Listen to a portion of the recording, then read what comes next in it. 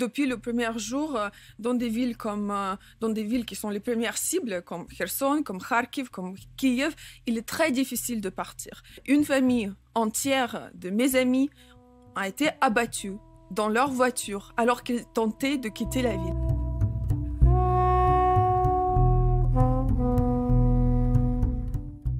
C'est très difficile. Les gens de l'Ukraine de l'Ouest arrivent de partir et je veux on est conscient de la crise humanitaire qui est en train de se produire en Ukraine parce qu'en 7 jours seulement, plus de 600 000 personnes ont quitté l'Ukraine.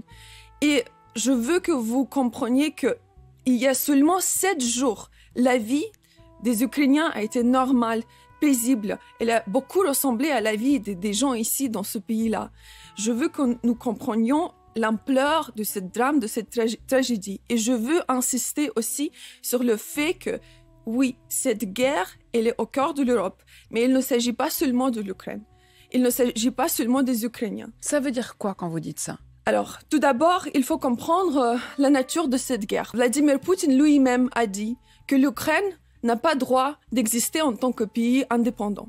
Il a dit ça dans son discours qui était le discours le plus terrifiant pour l'ordre mondial. Il a dit ça très clairement. Donc ce qui se passe, et je fais attention aux mots, mais ce qui se passe maintenant en Ukraine, c'est une guerre du génocide. Parce que les civils sont ciblés. Les femmes, les enfants, les civils sont tués en ce moment-là. Ils bombardent des zones des civils, pas des hommes militaires. Les civils sont ciblés.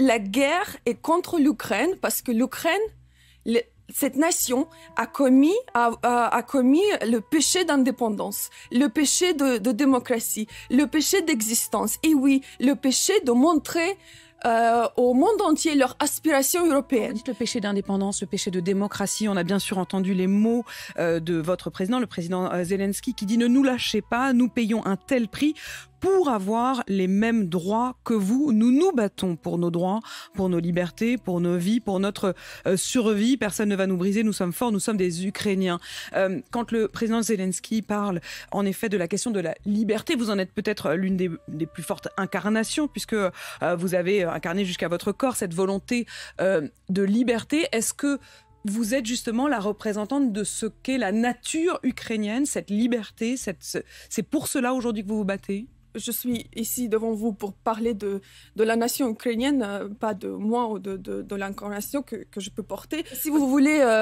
savoir ce qui incarne le courage et la liberté de la nation ukrainienne, c'est chaque Ukrainien et Ukrainienne qui sont aujourd'hui sur les rues, qui se battent parce que il s'agit non pas de l'armée ukrainienne qui fait face à l'armée russe. Il s'agit des civils. Ce sont des chanteurs qui prennent des armes. Ce sont des femmes au foyer qui prennent des armes. Ce sont des avocats, des médecins qui prennent des armes aujourd'hui pour protéger leur pays.